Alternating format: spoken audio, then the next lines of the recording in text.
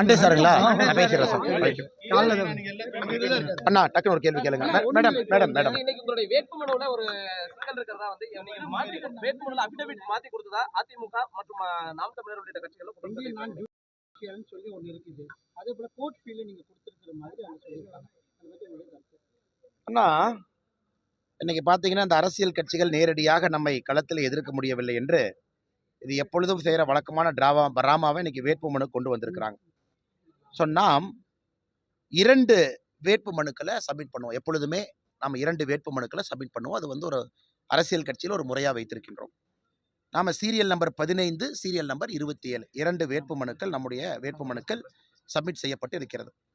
அந்த 2 வேட்புமனுவும் கூட ஒன்று வந்து இந்தியன் கோர்ட் ஃபீ பேப்பரில், ஒன்று வந்து இந்தியன் நான் ஜுடிஷியல் பேப்பரில் 2மே சப்மிட் பண்ணியிருந்தேன். ஏன்னா 2லும் வேட்புமனு நம்ம பண்ணும் பொழுதே குழப்பம் இருந்துச்சு. ஒரு செட் ஆஃப் லாயர்ஸ் வந்து இந்த மாதிரி வேணும், இன்னொரு செட் ஆஃப் லாயர்ஸ் அந்த மாதிரி வேணும்னு சொன்னனால 2யும் சப்மிட் செய்திருந்தோம். ஏன்னா ரிஜெக்ட் பண்ணால் ஒன்று தான் பண்ணுவாங்கன்னு.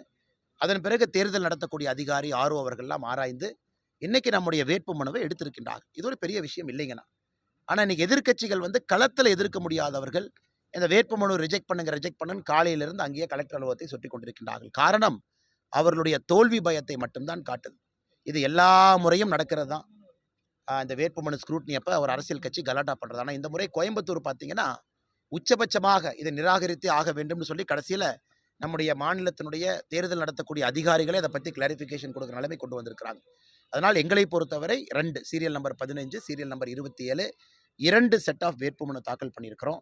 இன்னைக்கு நம்முடைய வேட்புமனு நம்முடைய ஆர்ஓ அவர்களால் ஏற்றுக்கொள்ளப்பட்டிருக்கிறது. நன்றி. 17க்கு தான் அப்லோட் பண்ணிருக்காங்க அப்படின்னு சொல்றாங்க. இன்னைக்கு ஃபைனல் ஸ்க்ரூட்னிங் வந்து மீறல் அப்படின்ற மாதிரி ஒரு அண்ணா நான் தான் உங்களுக்கு சீரியல் நம்பரே சொல்கிறேன் பாருங்கண்ணா.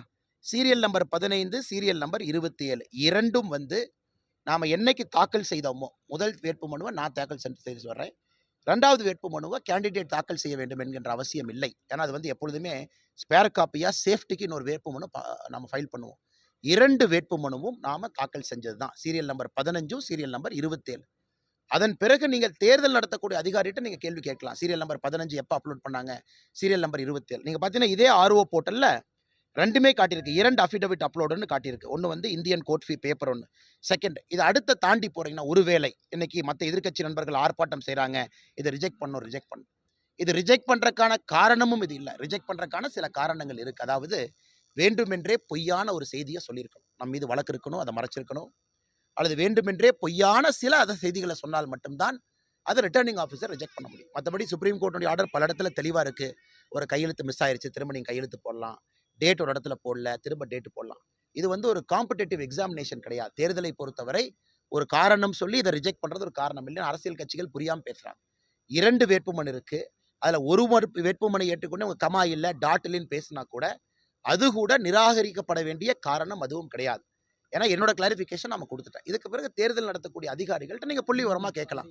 எப்போ ஃபைல் பண்ணாங்க, யார் ஃபைல் பண்ணாங்க, பின்னாடி வந்து வேட்பாளர் வந்து இந்த நேரத்துக்கு ஃபைல் பண்ணிட்டு போனாங்க, அதன் பிறகு டம்மி யார் ஃபைல் பண்ணாங்க, எல்லாம் வந்து தேர்தல் நடத்துகிற அதிகாரிக்கு தெரியும். ஏன்னா எல்லாமே லெஜரில் என்ட்ரு பண்ணுறாங்க, நமக்கு ஒரு அக்னாலஜ்மெண்ட் காப்பி கொடுக்குறாங்க, டைம் அங்கே என்ட்ரி ஆகுது, அதே டைம் நமக்கு போடுறாங்க, எல்லாம் டிரான்ஸ்பரண்ட்டாக நடக்குது.